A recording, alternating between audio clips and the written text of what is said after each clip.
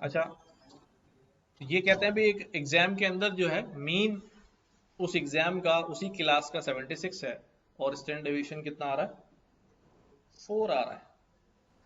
While in maths exam mean जो है वो 75 है बट स्टैंडर्ड डेविएशन जो है वो 5 है। अच्छा, पहले इतनी बात समझ में आ गई। दो एग्जाम्स हैं, एक एग्जाम का मीन 76 है और दूसरे एग्जाम का मीन जो है वो 75 है। एक एग्जाम का मीन जिसका 76 है उसका स्टैंडर्ड डेविएशन 4 आ रहा है और जिसका 75 है उसका स्टैंडर्ड डेविएशन जो है वो 5 आ रहा है। ठीक है। अब ये इफ क्या नाम है भाई, या हमारा या इफ या scored 90 in pre calculus and 91 in general maths, उसने 90 मार्क्स लिए हैं कैलकुलस में और जनरल मैथ्स में लिए हैं 91 marks. In which subject is her standing better, उसकी जो स्टैंडिंग है, उसकी जो पोजीशन है, उसकी जो परफॉर्मेंस है वो कौन से वाले सब्जेक्ट में बेहतर है, 90 वाले में या 91 वाले में। Assume that the scores in both exams are normally distributed, ठीक है, जो मीन और वो निकाला है नॉर्मली डिस्ट्रीब्यूटेड है। अब सवाल कैसा है, इंटरेस्टिंग है या नहीं है। एक में उसने 90 नंबर लिए हैं,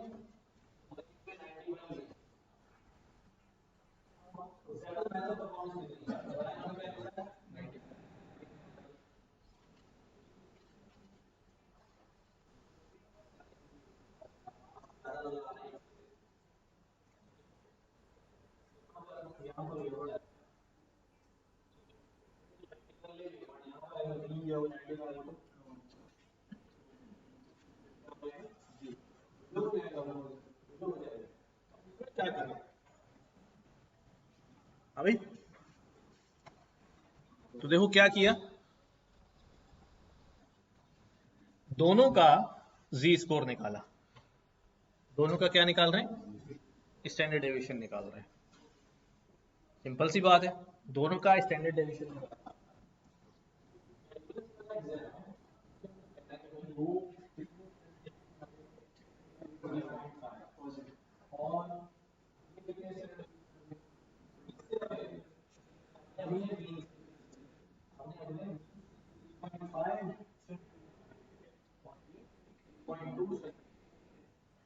ठीक है, अब हमें स्टैंडर्ड डेविएशन क्या बता रहा है कि जो या है उसकी जो has a better standing in pre calculus than general maths.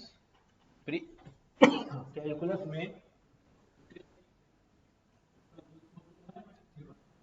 3.5 है और ये कितना है, 3.2 है। बेटर कौन सा है, 3.5 वाला। ठीक है, 3.5 में जो आ रही है आपकी प्री कैलकुलस में, तो उसकी जो स्टैंडिंग है या उसकी जो परफॉर्मेंस है वो इस एग्जाम में ज्यादा है। ठीक है, समझ में आ रही बात। बेसिकली मैं समझाना चाह रहा हूँ जो हम बार बार इतना स्टैंडर्ड डेविएशन की बात कर रहे हैं तो वो यूटिलाइज कैसे होगा हमारे लिए, जब हमारे सामने डाटा आ जाएगा किसी प्रोडक्ट की, हमें परफॉर्मेंस देखनी होगी कि भाई कौन सी प्रोडक्ट जो है बेटर परफॉर्म कर रही है, कौन सा सेल्समैन जो है वो बेटर परफॉर्म कर रहा है। अब ये नहीं देखेंगे कि उसने एक सेल जो है ना वो कई लाख की करी हुई है, इस पे नहीं चलेगा।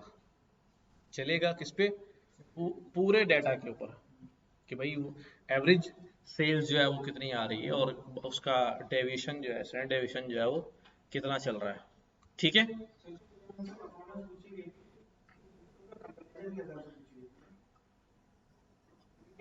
सब में से सबके साथ अगर कंपेयर करें तो उनकी क्या परफॉर्मेंस है, हाँ, दोनों सब्जेक्ट की आपस में तो कंपैरिजन, आपस में कंपेयर वो नहीं है, नहीं आपस में नहीं है। दोबारा समझ लें इस बात को। ठीक है, एक सब्जेक्ट में आपने 90 मार्क्स ले लिए हैं और एक सब्जेक्ट में आपने 91 मार्क्स ले लिए हैं। अब घर पे अब्बा बड़े खुश हो रहे हैं। या एक सब्जेक्ट में आपने 65 मार्क्स लिए और एक में 95 ले लिए या 85 ले लिए, चलो अब घर पे सब बहुत खुश हो रहे हैं, तुमने 85 नंबर ले लिए, जबरदस्त, चीता हो गया। लेकिन मसला क्या है कि तुम्हारे 85 तो हैं लेकिन बाकी लोगों की क्लास में क्या है, 99 और 100 है, और जिसमें तुम्हारे 65 हैं उसमें बाकी लोगों के क्या है, 60 से भी नीचे चल रहे हैं। तो अब बेटर परफॉर्मेंस सब्जेक्ट में किसकी हुई तुम्हारी? 65 वाली हुई। बात समझ में आई? बेटर परफॉर्मेंस कौन सी वाली हुई? 65 वाली हुई। तो इस तरह जो है वो चलेंगे। इसको लिख लें अगर लिखना चाह रहे हैं तो। मैं एक जरूर लिख लें अपने पास ताकि आपको याद दहानी रहे कि करना क्या है।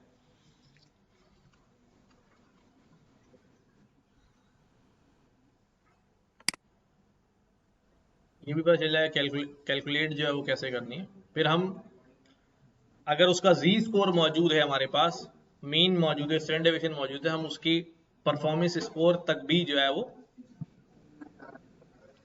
पहुंच सकते हैं। चल गया यार, दोबारा समझाता हूँ।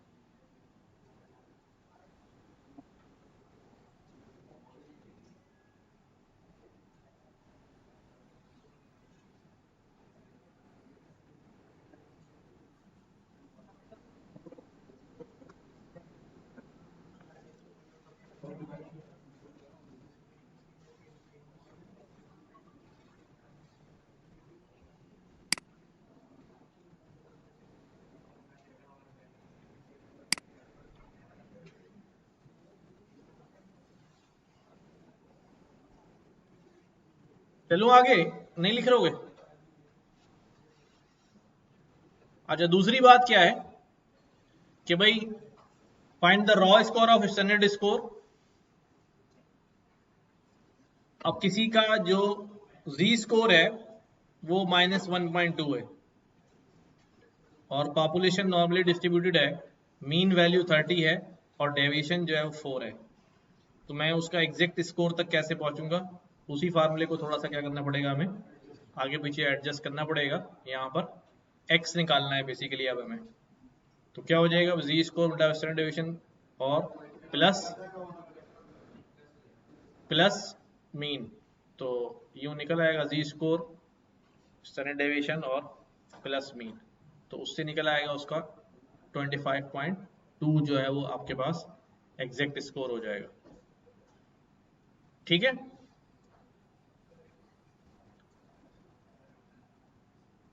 कोई सवाल इसमें?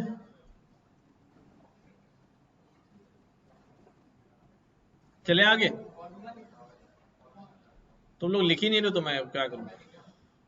लिखो, यहां से लिखो।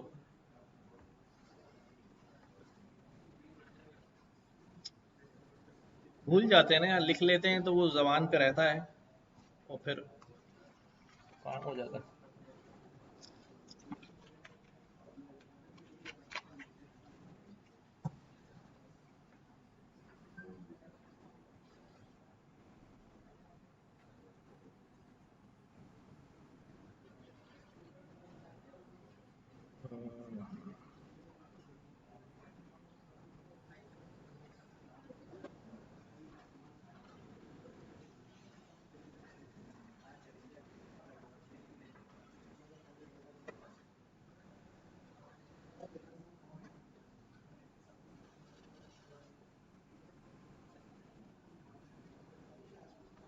चलें?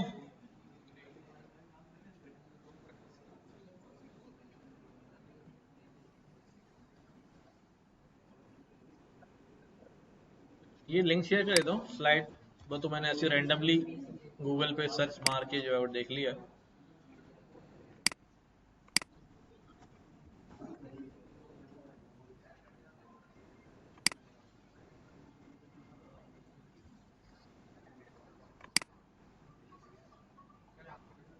ठीक है,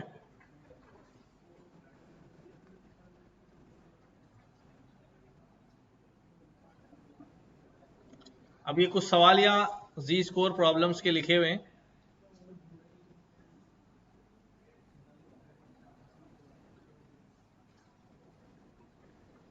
इसमें सिंपल बस जी स्कोर कैलकुलेट करना है, कंपैरिजन नहीं है। ये भी मैं आपको लिंक दे देता हूँ,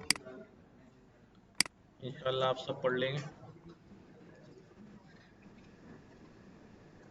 ठीक है, अच्छा जी, अब हम बात करने जा रहे हैं किसकी? किसकी? T score, hypothesis testing. अच्छा, सबने ये वर्ड सुना हुआ होगा, क्यों? ठीक है, कोई बात नहीं।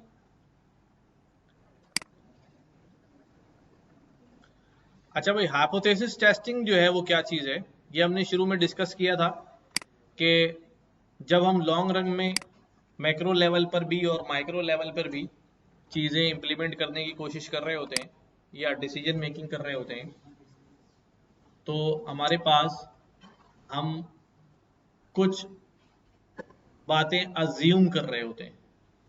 ठीक है, फिर उनको डाटा के अंदर जो है वो प्रूफ किया जाता है कि अजम्पशन जो है वो ठीक है या नहीं है।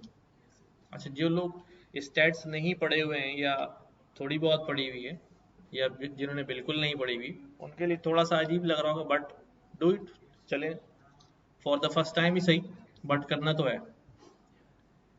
तो उस अजम्पशन को नाम हाइपोथेसिस का देते हैं। हाइपोथेसिस का मतलब होता है, उर्दू में क्या कहते हैं? मफरूजा है, एक मफरूजा है, एक ख्याल है। ठीक है ना? तो अब उसको टेस्ट करना है कि ये ख्याल दुरुस्त है या नहीं। मेरा ख्याल है कि ऐसा है, तो जाके चेक करते हैं। हाँ, पॉपुलेशन पे है, जैसे सुना है लोग उसे जूम करके देखते हैं, चलो फिर चल के देखते हैं। तो अब जो है, तो अब वो सुना है ना, ख्याल है ना, तो चल के देखते हैं, उसको टेस्ट करते हैं कि वाकई जूम करने लायक है या नहीं है। करते हैं ना तुम लोग जूम यूं करके? जरा करीब से देखूं भाई किसकी रिक्वेस्ट आई है। तो करना पड़ता है यार। तो ये हाइपोथेसिस जो है, अब इसको जो है वो, ये बड़ा सिंपल सा काम होता है, सिंपल सा एक फंडा है, कोई ऐसी लंबी चौड़ी बात नहीं है।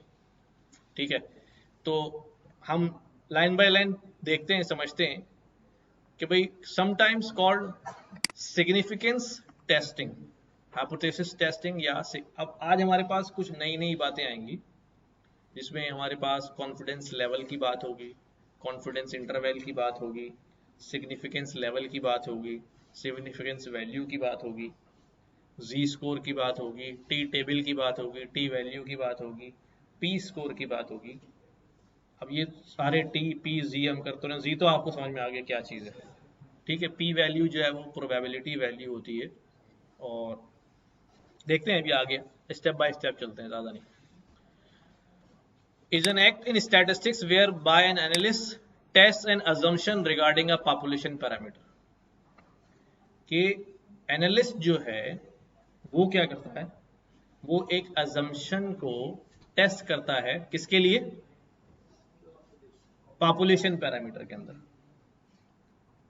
ठीक है, यानी सैंपल के ऊपर उसने टेस्ट किया, सैंपल के ऊपर वैल्यू निकाली, क्या वो भाई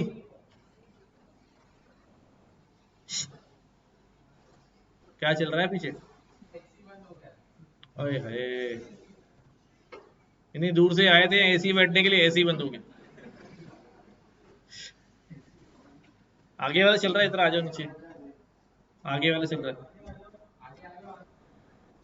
अच्छा इस बात की परवाह नहीं, नजर आए ना आए भाई, एसी चलना चाहिए, तो आगे आ जाओ, यहाँ एसी चल रहा है। चलो ठीक है, आगे सो नहीं पाएगा शोर की वजह से।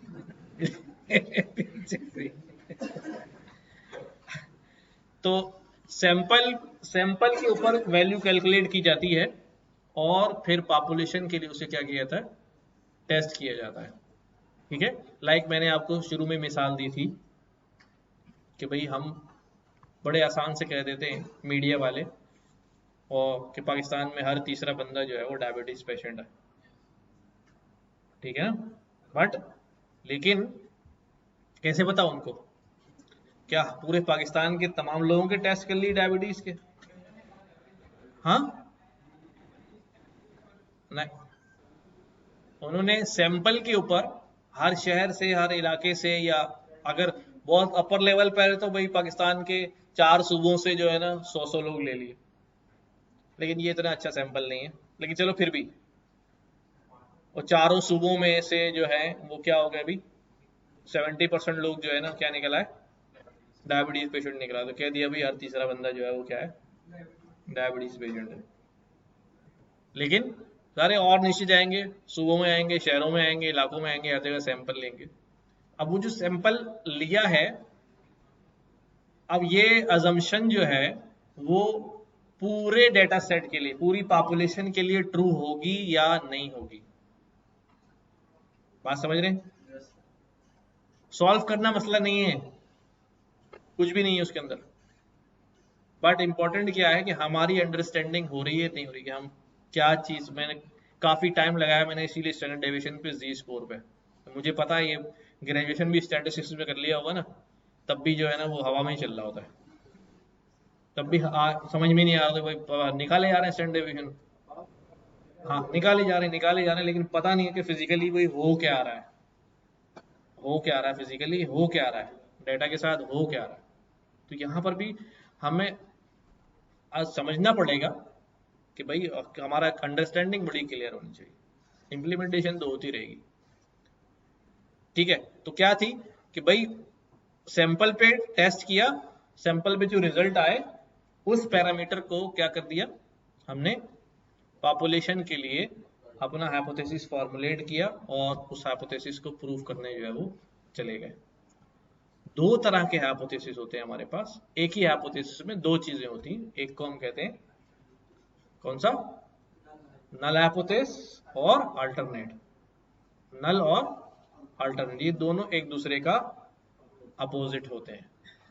हम जब नल हाइपोथेसिस प्रूफ कर रहे होते हैं, यानी हमारी अजम्पशन जो होती है वो नल हाइपोथेसिस में रखते हैं, हमारी अजम्पशन जो है वो नेगेटिव भी हो सकती है। जैसे मैं कहूँ मेरी अजम्पशन है कि भाई इस पूरी पॉपुलेशन में जो यहाँ बैठी हुई है, हमारे कोर्स की जो पॉपुलेशन है, मेरी अजम्पशन ये है कि average weight of this class is 65 kgs। ठीक है, क्या मैंने अजम्पशन दे दिया आपको कि भाई average weight of this class is 65।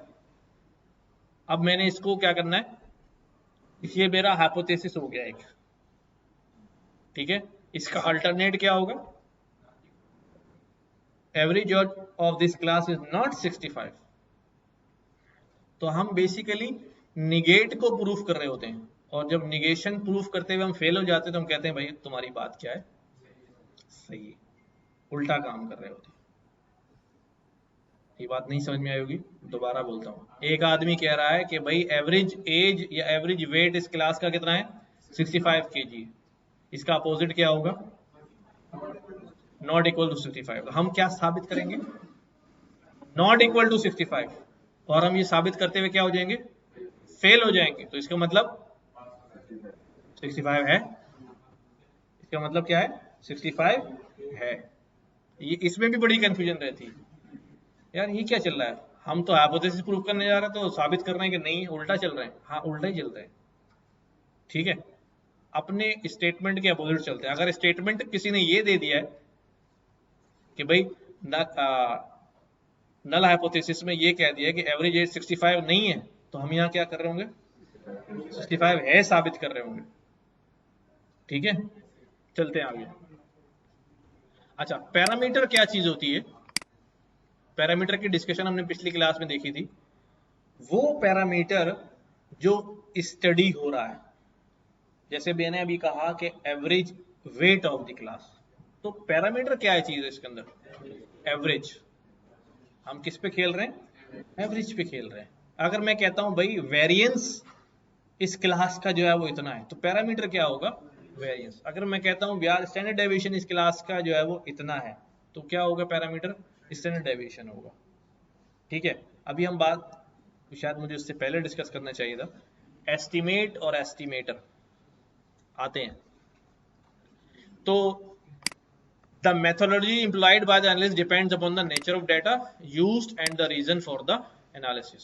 अच्छा, hypothesis testing is used to assess the plausibility of hypothesis by using sample data. plausibility का मतलब क्या है कि हाँ भाई ये क्या कह रहा है, सही कह रहा है, फेवरेबल बात कह रहा है। तो hypothesis testing is used to assess the plausibility of hypothesis using sample data. Such data may come from larger population, ठीक है। ये चार बातें। The test provides the evidence, क्या एविडेंस मिलती है हमें, concerning the plausibility of the hypothesis in the given data, कि भी एविडेंस है कि जो बात हाइपोथेसिस में की जा रही है वो क्या है, सही है। Statistical analyst test hypothesis by measuring the examining the random sample of the population being analysed, ठीक है, रैंडम पॉपुलेशन से एनालाइज करते हैं, कैलकुलेट करते हैं। The 4 steps hypothesis testing include the stating the hypothesis, formulating the analysis plan, analyzing the sample data and analyzing the result। ये 4 steps जो है वो हमें करने पड़ते हैं, जिसमें से आप डाटा एनालिसिंग जो है वो आपको पता है कैसे करते हैं, सैंपल डाटा भी हमें लेना आता है। सिर्फ अब फॉर्मुलेटिंग एंड एनालिसिस, कि हमारा हाइपोथेसिस हमने क्या करना है, अपना एनालिसिस फॉर्मुलेट करना है और हाइपोथेसिस स्टेट करना है कि हम करने क्या जा रहे हैं, ठीक है। अच्छा,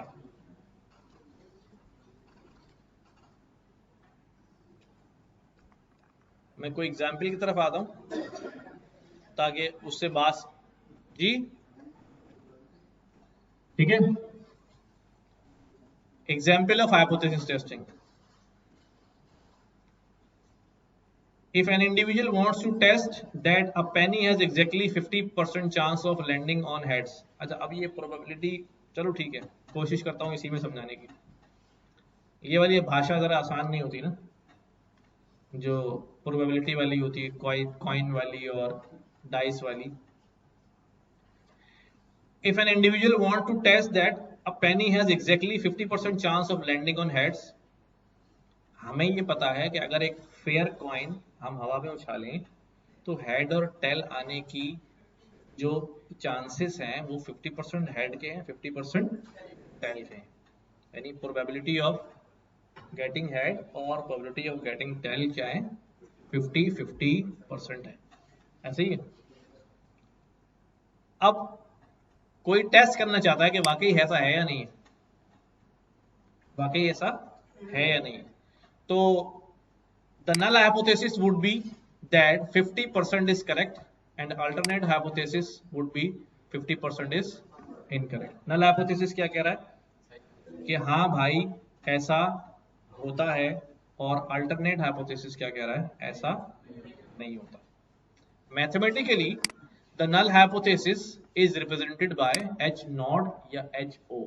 अगर मैं लिखता हूं स्टेटमेंट में तो क्या लिखता हूं, h o। Null hypothesis, hypothesis null 0, और अल्टरनेट हाइपोथेसिस में ए लिख देता हूं, H A, alternate hypothesis like this.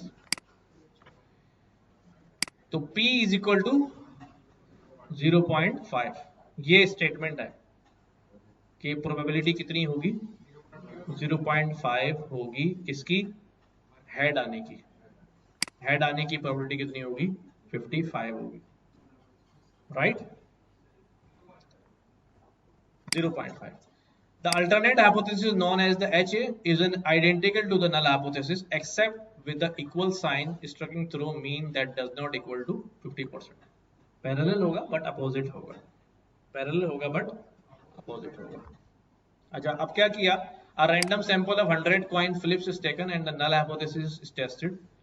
If it is found that the 100 coin flips were distributed as 40 heads and 60 tails, 100 दफा उछाला, 40 दफा हेड आ गया, 60 दफा टेल आ गया, the analyst will assume that the penny doesn't have a 50% chance of landing on the heads. तो analyst क्या कहेगा कि भाई 50% चांस जो है वो नहीं है, and would reject the null hypothesis, और एक्सेप्ट किसको कर लेगा? Alternate hypothesis. क्या स्टेटमेंट लिखेगा? Null hypothesis is rejected and alternate hypothesis is accepted. ठीक है, ये if there were 48 heads and 52 tails, then it is plausible that the coin would be fair and still produce such a result. In case such as this where the null hypothesis is accepted, the analyst states that the difference between the expected result 50 heads and 50 tails and is observed the result 40 heads and 50 tails is explainable by chance alone. कि जब करीब करीब result होता है तो null hypothesis जो है वो एक्सेप्ट हो जाता है। जी, अभी आएंगे ना, कॉन्फिडेंस इंटरवल और सिग्निफिकेंस लेवल पे आएंगे। अभी तो बहुत सादा टर्मिनोलॉजी बात हो रही है कि चलो ठीक है यार 40-60 आया, एक्सेप्ट नहीं हुआ, बट 48-52 अगर आ रहा है तो क्या अजम्पशन है भाई? एक्सेप्टेड है। दोबारा पढ़ ले इस बात को। If there were 48 heads and 52 tails, ठीक है, then it is plausible that coin would be fair and still produce such a result. Coin जो है फेयर कॉइन है और ये रिजल्ट जो है वो प्रोड्यूस कर सकती है जो फेयर कॉइन का होता है। In case such as this where the null hypothesis is accepted, the analyst states that the difference between the expected results and the observed result 48 heads and 50 tails explainable by chance alone, कि by chance जो है वो ऐसा हो गया है कि 48 हो गए, बट लेकिन हाइपोथेसिस मेरा क्या है? सही है। एक आध अगर आगे पीछे हो जाए, हाँ, कोई ऐसा रीजन हो सकता है, कोई एक्सटर्नल फैक्टर अप्लाई हो सकता है, उसके अंदर जो है वो आ सकता है। वैसे हमारे पास एक साइट होती है,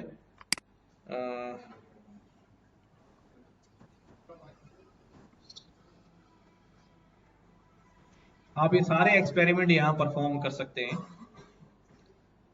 सीइंग थ्योरी, सीइंग थ्योरी, जो चीज हम देख रहे होते हैं ना, वहां पढ़ रहे होते हैं, यहाँ पर एक्सपेरिमेंट कर रहे होते हैं। जैसे चांस इवेंट की बात कर लें, जिसकी अभी हम बात कर रहे हैं, ये आ गया, ये आ गया यहाँ पर कॉइन। सुनो भाई, ये आ गया कॉइन। ट्रू प्रोबेबिलिटीज क्या है दोनों की? 50-50। क्या है? 50-50 जो है वो ट्रू प्रोबेबिलिटी है। अब मैं यहाँ पर कॉइन जो है वो क्या करता हूँ? उछाल देता हूँ। क्या आया? टेल। अभी जब एक दफा एक्सपेरिमेंट किया तो टोटल रिजल्ट ये आ गया। मैंने दोबारा फ्लिप कॉइन किया, दोबारा क्या आ गया? हेड आ गया। तो प्रोबेबिलिटी कितनी हो गई अब इनकी? 50-50। नीचे दिखा हुआ 100 टाइम्स फ्लिप करते हैं। क्या करते हैं? 100 टाइम्स फ्लिप करते हैं। ये हो रहा है। क्या रिजल्ट आ गया? 48-50, 51, 49। मैंने दो पहले फ्लिप कर दिया था 2 दफा, इसलिए जो है वो 52 टाइम्स जो है वो रिजल्ट जो है वो दिखा रहा है। अच्छा, हम बहुत सारे एक्सपेरिमेंट जो है वो यहाँ पर जो है वो और कर सकते हैं। रोलिंग डाइस का भी कर सकते हैं, ठीक है। रोलिंग डाइस 100 टाइम्स तो कुछ वैल्यूज अभी ये नहीं समझ में आ रहा क्या हो रहा है, बट ये आने लगेगा आपको। हाँ हाँ, अच्छा वापस आए यहाँ पर, पहले ये वाला काम करें जो चल रहा है।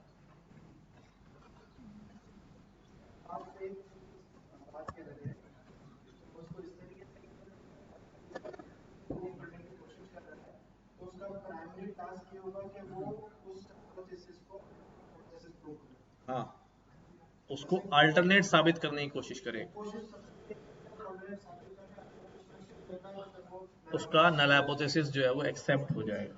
इसीलिए अच्छा, अब ये आपको अजीब सी बात लगी ना भाई, क्यों नल हाइपोथेसिस छोड़ के मैं अल्टरनेट हाइपोथेसिस क्यों प्रूफ करने के लिए जा रहा हूँ? मैं डायरेक्ट नल हाइपोथेसिस प्रूफ करता हूँ, ठीक है। अच्छा, ये डिपेंड करता है कि जो आपने हाइपोथेसिस का स्टेटमेंट दिया है वो क्या है। हो सकता है आपने नल हाइपोथेसिस में निगेट किया हो, अल्टरनेट में आपने पॉजिटिव रेस्पॉन्स रखा हो, ठीक है। तो आपने जाना किसकी तरफ है? अल्टरनेट की तरफ ही जाना है, ठीक है, अल्टरनेट की तरफ ही जाना है। तो वो स्टेटमेंट चेंज हो सकती है।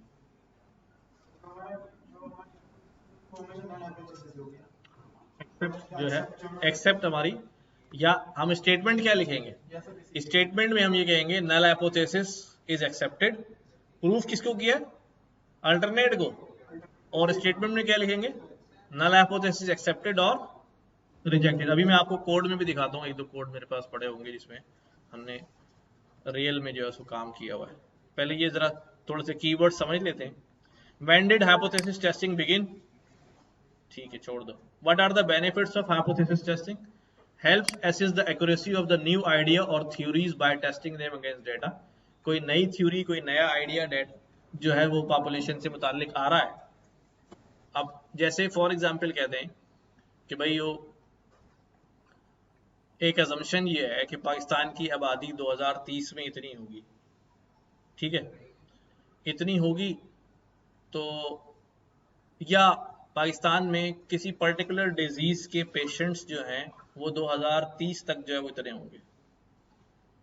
अब उसको प्रूफ करने की कोशिश की जाती है ताकि उसकी बिहाफ पे तख्मिये लगाए जाएं बहुत सारे कि भाई इस बीमारी के साथ फाइट करने के लिए यानी हॉस्पिटल भी चाहिए, डॉक्टर भी चाहिए, स्पेशलिस्ट भी चाहिए उस बीमारी के।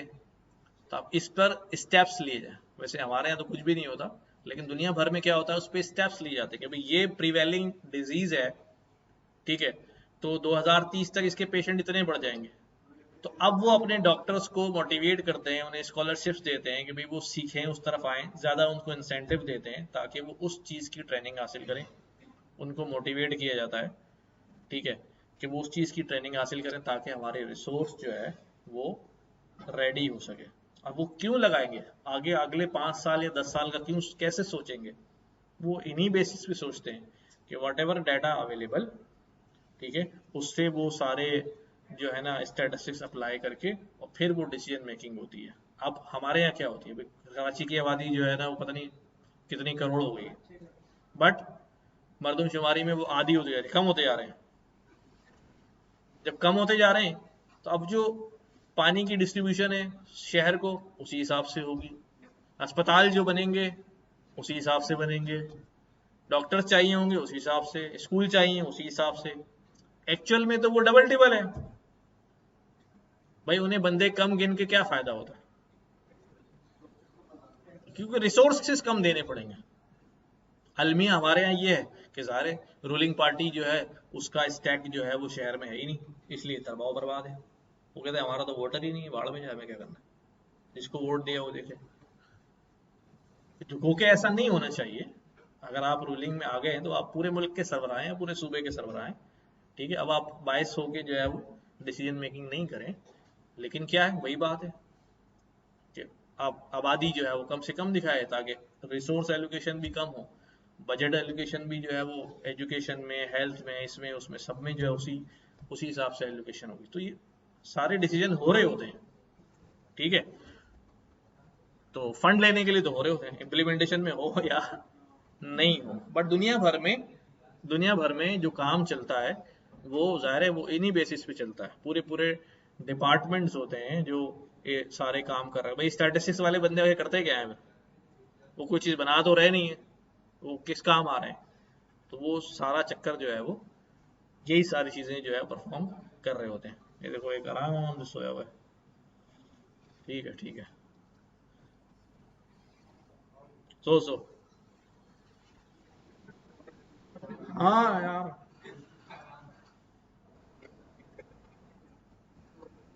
किलो वाली चेयर होनी चाहिए ना, यूं हिलते रहे, यहाँ बैठे थोड़ा ताकि आंखें जो खुली रहें. This allows researcher to determine whether the evidence support their hypothesis, कि भाई helping to avoid false claims and conclusion, ताकि हम फॉल्स क्लेम्स और गलत नताइज जो है वो ना उस पर अमल करें. Also provide framework for decision making based on data rather than personal opinion और बायसेस. बड़ी खूबसूरत बात है कि ये पर्सनल ओपिनियन पे नहीं, ठीक है, बेस्ड ऑन डाटा. हमारे यहाँ पर्सनल ओपिनियन पे चलता है. मीटिंग में जो है ना वो आया, विशाल जी ऐसा होना चाहिए, चलो ठीक है निकाल दो सर्कुलर, ठीक है. By relying on statistical analysis, hypothesis testing help to reduce the effects of chance and confounding variable, providing a robust framework for making informed conclusions. कि जो hypothesis testing की मदद से जो conclusions निकलते हैं वो वाकई informed conclusions होते हैं और based on sciences होते हैं, personal opinion पे नहीं होते. अच्छा, limitations क्या है? लिमिटेशन वही है, अगर डाटा इनएक्यूरेट है, सैम्पलिंग इनएक्यूरेट है, तो डेफिनेटली फिर रिजल्ट्स भी सारे क्या होंगे, एक्यूरेट होंगे. Let's see. relies exclusively on data and doesn't provide comprehensive understanding of the subject being studied. Additionally, the accuracy of the result depends upon the quality of available data. ज़ाहिर है वो हमने देखा हुआ, अगर मिसिंग वैल्यूज हैं, duplicate हैं, ये हैं, वो हैं, डाटा के अंदर मसाले हैं, तो फिर रिजल्ट जो है वो नहीं आते. इनएक्यूरेट डाटा और इनअप्रोप्रिएट हाइपोथेसिस फॉर्मुलेशन, ये बड़ी इंपॉर्टेंट बात है कि डाटा तो चलो बहुत अच्छा हो गया, लेकिन अब आप ढूंढना कुछ चाह रहे हैं, बट आपने हाइपोथेसिस जो है वो कुछ और फॉर्म किया हुआ है. मसलन ये कि हमारा पैरामीटर जो है वो एवरेज है, एक्चुअल में एवरेज होना चाहिए, बट आप ढूंढ स्टैंडर्ड डेविएशन पे काम कर रहे हैं, तो भाई इससे क्या आएगा, रिजल्ट तो कुछ भी नहीं आएगा ना. तो हाइपोथेसिस, तो जो रॉन्ग फॉर्मुलेशन है हाइपोथेसिस की lead to incorrect conclusion or failed test. Hypothesis testing can also lead to errors such as analysis either accepting or rejecting the null when they shouldn't have. These errors may result in false conclusion. हाँ, अच्छा भी,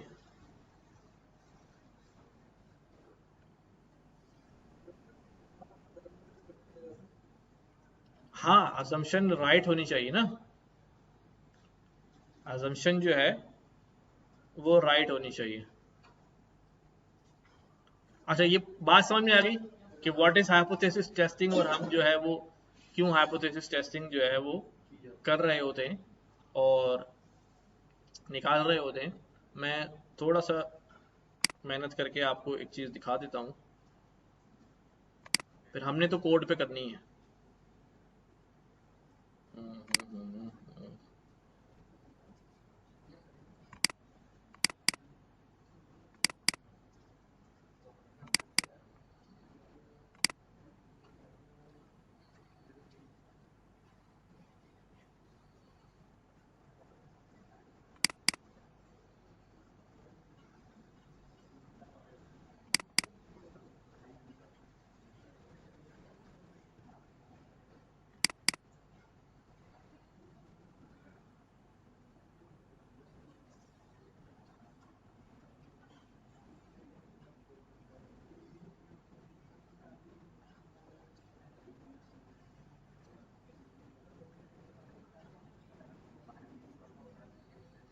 देखो यहाँ पर जो है ना थोड़ा सा हाइपोथेसिस टेस्ट जो है वो किया हुआ है.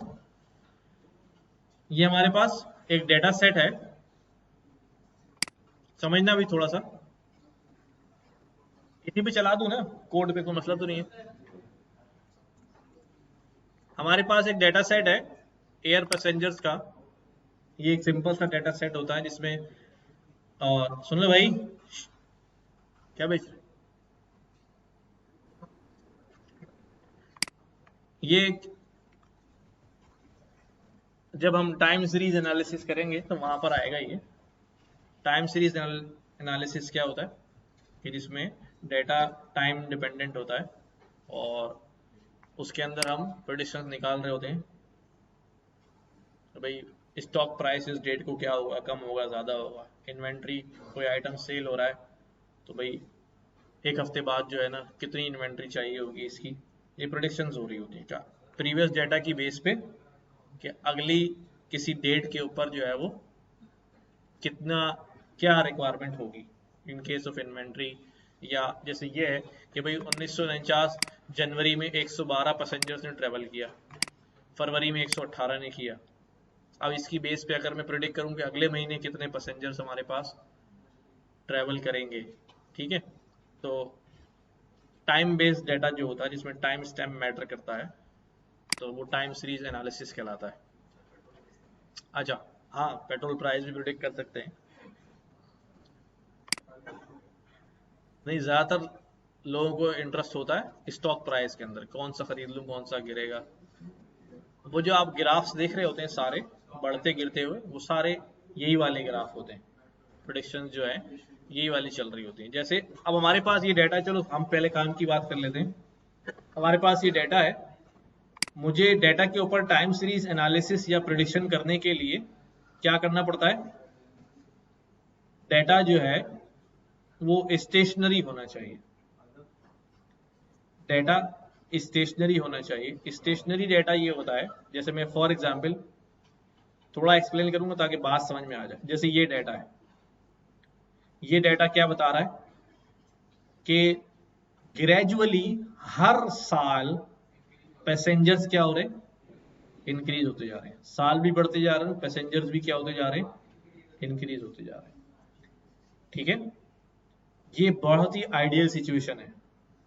अगर किसी प्रोडक्ट की सेल्स का डाटा है तो दैट्स आइडियल कि जैसे जैसे कंपनी ग्रो हो रही है सेल्स में क्या होता जा रहा है, इजाफा होता चला जा रहा है। बट जब हमें प्रिडिक्शन करनी होती है तो ये नॉन स्टेशनरी है, प्रिडिक्शन करनी होती है तो हमें स्टेशनरी चाहिए होती है, यानी कि ये जो इंक्रीज डिक्रीज है ये नहीं होना चाहिए। हम सीरीज को कन्वर्ट कर लेते हैं स्टेशनरी सीरीज के अंदर, ताकि ये ग्राफ जो है वो बजाय यूं जाने के हमें यूं नजर आए, ताकि हम प्रिडिक्शन आसानी से अब ऐसा क्यों करते हैं ये अभी सवाल छोड़ दें, बट हमें उसको स्टेशनरी करना पड़ता है। हम क्या करते हैं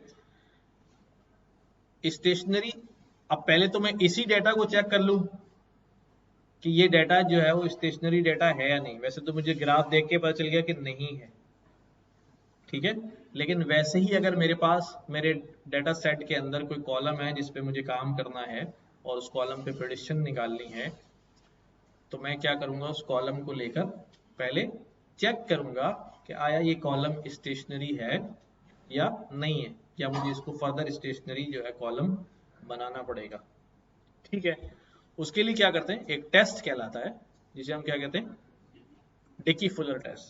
ये डिकी भाई नहीं है, डिकी जो है, डिकी एक साइंटिस्ट था, उसने ये टेस्ट जो है वो बनाया। अच्छा, इस टेस्ट के अंदर जो है हाइपोथेसिस टेस्टिंग हो रही है। ठीक है, तो हाइपोथेसिस टेस्टिंग क्या, ये टेस्ट क्या करता है, इट रिटर्न्स पी वैल्यू, ये एक प्रोबेबिलिटी वैल्यू रिटर्न करता है। हाइपोथेसिस टेस्टिंग के अंदर क्या रिटर्न आता है, एक पी वैल्यू रिटर्न आती है। एच ओ हमारे पास नल हाइपोथेसिस है, H1 जो है वो अल्टरनेट हाइपोथेसिस है। ठीक, पी वैल्यू 0.05, देखो एक चीज होती है 100%, क्या होती है 100%, और अगर एक चीज हो 95%, तो कितना परसेंट रह गया पीछे, 5%। इस 5% को परसेंट के बगैर अगर एक्सप्लेन करूं तो कितनी वैल्यू बनती, 0.05। जब मैं कह रहा हूं P की वैल्यू 0.05, तो इसका मतलब ये है कि मेरा कॉन्फिडेंस लेवल कितना है, 95 है। क्या है, अगर कॉन्फिडेंस लेवल मैं 95 पे सेट कर रहा हूं तो पीछे कितना रह गया, 0.05। अगर कॉन्फिडेंस लेवल में 90 पे सेट कर रहा हूं तो पीछे कितना रह गया, 0.10। अच्छा, ये डकी फुलर टेस्ट तो जो है ना वो खुद ही 95 पे चलता है, अभी हमें सेट करने की जरूरत नहीं होती। तो अब यहां पर एक हाइपोथेसिस है, क्या हाइपोथेसिस है भाई, हाँ अभी आ रहा हूं उस तरफ, अभी वो उस तरफ जाए नहीं इसलिए सिर्फ टच करके आगे निकल गया हूं। अभी सिर्फ बताना चाह रहा हूं कि हाइपोथेसिस टेस्टिंग में हम कैसे चल रहे होते हैं। अब ये एक फंक्शन बना लिया ए डकी फुलर टेस्ट का, इसके पास डेटा आ जाएगा, सीरीज आ जाएगी, ठीक है, और ए डकी फुलर सीरीज यहां पास करी और इसमें रिजल्ट आ गया, ठीक है।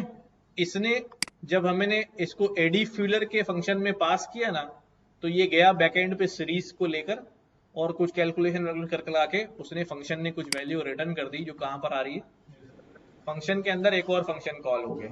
फंक्शन के अंदर हमने एक फंक्शन बनाया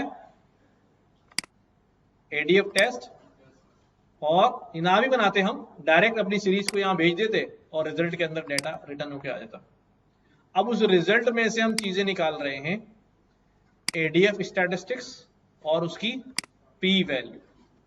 क्या दो चीजें हम यूज कर रहे हैं अभी, एडीएफ स्टैटिस्टिक्स और पी वैल्यू। अब यहां क्या कह रहे हैं, अगर पी वैल्यू यानी रिजल्ट के 1 इंडेक्स पे यानी पी वैल्यू आएगी, दो चीजें यहां से रिटर्न आ रही हैं, 0 इंडेक्स पे क्या आ रहा है एडीएफ, और 1 इंडेक्स पे क्या आएगा टपल रिटर्न होता है।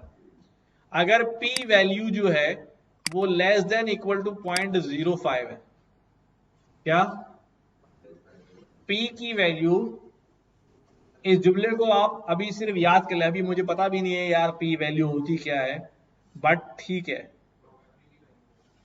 छोड़ दे, अभी बस पी वैल्यू होती है, अभी इस स्टेटमेंट को ऐसे ही याद कर लें। अगर पी वैल्यू क्या है लेस देन इक्वल टू कितनी है 0.05 है, ठीक है, तो इसका मतलब क्या है, strong evidence against the null hypothesis.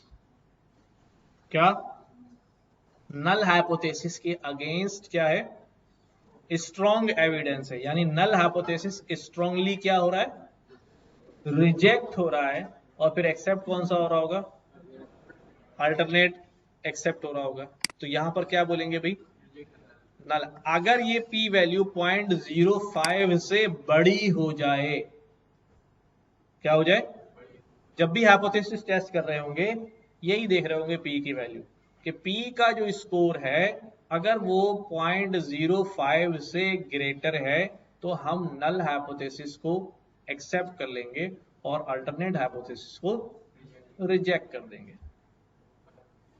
दोबारा रिपीट करूं, नहीं नल और हाइपोथेसिस में हम फंस जाते हैं, ठीक है।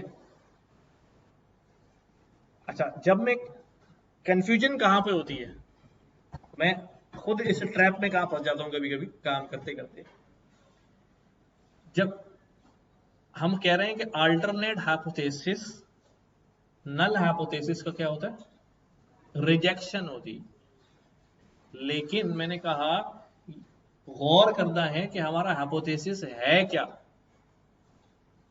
अगर नल हाइपोथेसिस के अंदर निगेशन का स्टेटमेंट लिखा हुआ है तो अल्टरनेट हाइपोथेसिस के अंदर क्या लिखा होगा, पॉजिटिव स्टेटमेंट लिखा होगा। तो फिर हम यहां फंस जाते हैं कि हम कह रहे हैं कि हम रिजेक्ट कर रहे हैं नल हाइपोथेसिस को और पॉजिटिव स्टेटमेंट दे रहे हैं, तो भाई वो स्टेटमेंट गलत जगह फिट हुए हैं ना,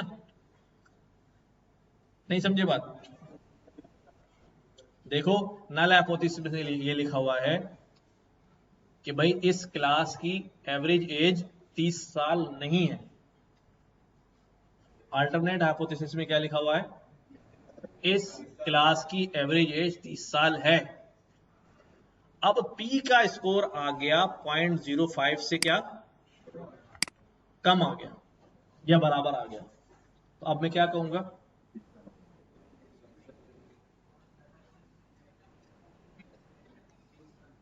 यही फंस गए ना। अब मैंने नल हाइपोथेसिस को रिजेक्ट करना है ना, उसमें लिखा था 30 साल, तो अल्टरनेट एक्सेप्ट करूंगा, स्टेटमेंट मेरा क्या होगा 30 साल है। अब आप बोलेंगे यार एक तरफ तो रिजेक्ट कर रहे हैं, कह रहे हैं 30 साल है, तो भाई वो स्टेटमेंट ही उल्टा है ना, मैं क्या करूं,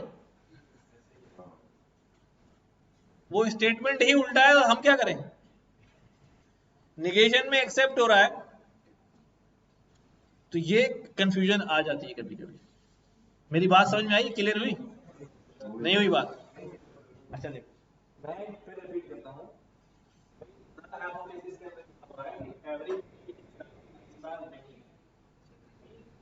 अल्टरनेट में लिखा हुआ है, अब P की वैल्यू 0.05 से क्या आ गई कम आ गई, कौन सा हाइपोथेसिस एक्सेप्ट होगा? नल रिजेक्ट हो जाएगा और अल्टरनेट क्या हो जाएगा? एक्सेप्ट हो जाएगा। अब हमारे जहन में साइकोलॉजिकल मसला है, जब हम कहते हैं नल हाइपोथेसिस रिजेक्ट हो गया, अल्टरनेट हाइपोथेसिस एक्सेप्ट हो गया, लेकिन हमारे केस में अल्टरनेट हाइपोथेसिस नेगेशन नहीं करता, बल्कि फेवर में है। फेवर में हमारे केस में फेवर में है ना, हमारे केस में पॉजिटिव स्टेट है, तो हम नल हाइपोथेसिस रिजेक्ट कर रहे हैं। हमें कह रहे हैं कि strong evidence against null hypothesis class की एवरेज एज 30 है। अब हम यहाँ कंफ्यूजन हो जाते हैं कि हम ये कह रहे हैं कि भाई स्ट्रॉन्ग एविडेंस है अगेंस्ट नल हाइपोथेसिस के और एवरेज एज भी 30। हाँ भाई सही कह रहे हैं, क्योंकि वहां स्टेटमेंट में लिखा था नहीं है। आई बात समझे? हम नहीं के खिलाफ है और पॉजिटिव अल्टरनेट पर आ गए हैं। वही बात कर दी बच्चे, वही जो पॉजिटिव की बात नहीं है, स्टेटमेंट की बात है ना। अल्टरनेट में जाके देखेंगे पॉजिटिव लिखा है या नेगेटिव लिखा है, एक्सेप्ट करिए भाई। अगर पॉइंट 05 या उससे अल्टरनेट में जो लिखा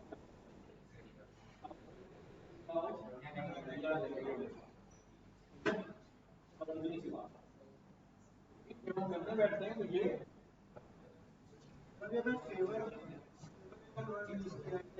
वही पॉजिटिव को हमने कहा। अब पता नहीं वो हमारे लिए पॉजिटिव फेवर ले या नेगेटिव फेवर ले, पता नहीं।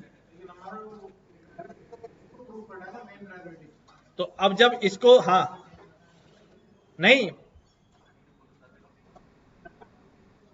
नल हाइपोथेसिस प्रूफ करना है, अब वो भड़ में जाए पॉजिटिव लिखा है या नेगेटिव लिखा है।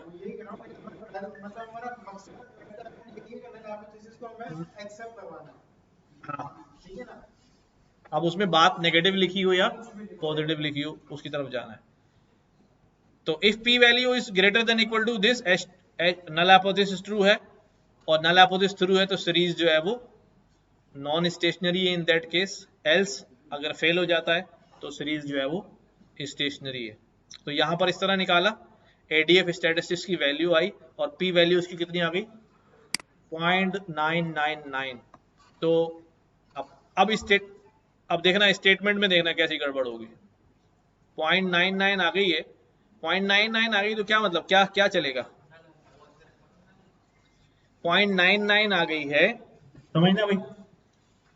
रिजल्ट में रिजल्ट 1 पे यानी P की वैल्यू 0.05 नहीं 0.99 99% हो गई, ठीक है। तो ये स्ट्रॉन्ग एविडेंस है किसके खिलाफ? स्ट्रॉन्ग एविडेंस है भाई, ज्यादा आई है ना, तो ये थोड़ी चलेगा, ये चलेगा। वीक एविडेंस है against null hypothesis. Null hypothesis के अगेंस्ट क्या है? वीक एविडेंस है। तो इसका मतलब क्या है? नल हाइपोथेसिस एक्सेप्टेबल हो,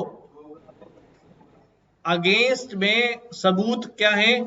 कम है, तो एक्सेप्ट हो जाएगा ना। नहीं समझे? अगर किसी के अगेंस्ट, किसी भी तुमने केस किया हुआ है, उसके अगेंस्ट सबूत क्या है? कमजोर है, ठीक है, तो वो केस जीत जाएगा ना यार। तो नल हाइपोथेसिस के अगेंस्ट अगर एविडेंस कमजोर है, वीक है, तो इसका मतलब नल हाइपोथेसिस क्या हो जाएगा? एक्सेप्ट हो जाएगा, अल्टरनेट हाइपोथेसिस हार जाएगा। तो time series has a unit root and it is non stationary. तो इन दैट केस जो है वो नॉन स्टेशनरी है। अब हमने फर्दर इसके ऊपर प्रोसेसिंग करनी पड़ेगी, डिफरेंसिंग वगैरह करने के बाद फिर दोबारा हाइपोथेसिस को टेस्ट करेंगे। अब दोबारा टेस्ट की तो कितनी वैल्यू आ गई? 0.05। अभी भी 0.05 आगे 4 2 3 बने, तो ये 0.05 से क्या है? बड़ी है। तो बड़ी है तो अभी भी कहेंगे weak evidence against null hypothesis. अभी भी नल हाइपोथेसिस क्या है? एक्सेप्टेबल है कि ये सीरीज जो है वो नॉन स्टेशनरी है। फिर दोबारा अप्लाई किया जो भी प्रोसेस करना था, प्रोसेस करने के बाद दोबारा नल हाइपोथेसिस टेस्ट किया, अब वैल्यू कितनी आ गई? 0.038। अब ये 0.05 से क्या है? कम वैल्यू है। तो अब हम कह सकते हैं कि it's a strong evidence against null hypothesis and reject the null hypothesis, data has no unit root and series is stationary now. अब सीरीज क्या हो चुकी है? स्टेशनरी हो चुकी है। ठीक है, तो ये एक सिंपल सी एग्जांपल थी कि हम हाइपोथेसिस जो है वो क्या कर रहे होते हैं? टेस्ट कर रहे होते हैं बार बार। इसमें तो हमने इसको जबरदस्ती स्टेशनरी बनाना था, इसलिए हम बार बार उसको डाटा के अंदर थोड़ा प्रोसेस करके दोबारा दोबारा करते रहे कि जब तक हमारी सीरीज जो है स्टेशनरी नहीं हो जाएगी, हमारा काम जो है वो नहीं चलेगा। अब सीरीज स्टेशनरी होने के बाद जब ग्राफ है, देखो सीधा हो गया ब्लू वाला, पहले ये ऊपर जा रहा था ना, अब ये क्या हो गया? इसका जो मिन मैक्स है वो एक रेंज के अंदर आ गया। तो अब सीरीज स्टेशनरी जो है वो हो चुकी है। और फिर दोबारा निकाला तो अब स्टेशनरी जितनी बार भी निकालोगे वो आपके पास स्टेशनरी जो है वो आता रहेगा। खैर, वापस चलते हैं। अभी कुछ बात समझ में आई कि हाँ, हाइपोथेसिस हम फॉर्मुलेट करते हैं और उससे हमारे पास रिजल्ट आते हैं। अभी चूंकि डेकी फुलर टेस्ट तो खुद ही लिखा हुआ, तो हमें ज्यादा प्रोसेसिंग नहीं करनी पड़ी, बस सीरीज उसको क्या कर दी? पकड़ा दी उसने, हमें रिजल्ट्स जो है वो निकाल के। वो अलग बहस है ना यार, अभी वो हम टाइम सीरीज में हमें लाजमी करना पड़ता है, उसकी रीजन है, वरना हमें जरूरत नहीं है। अच्छा भाई,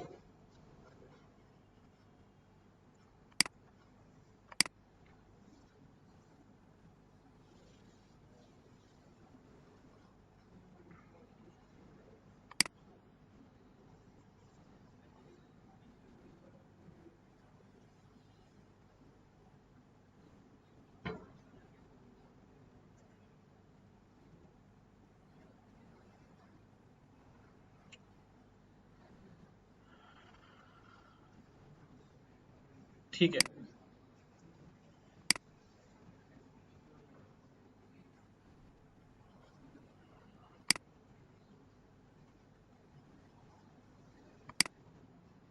मैंने क्या करना है?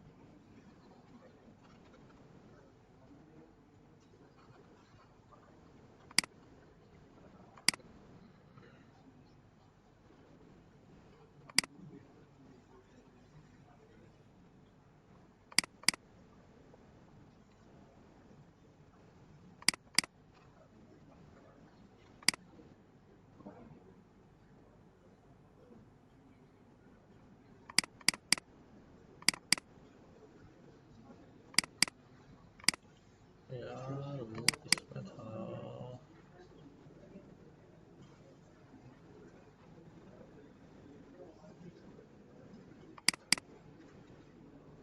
अच्छा भाई,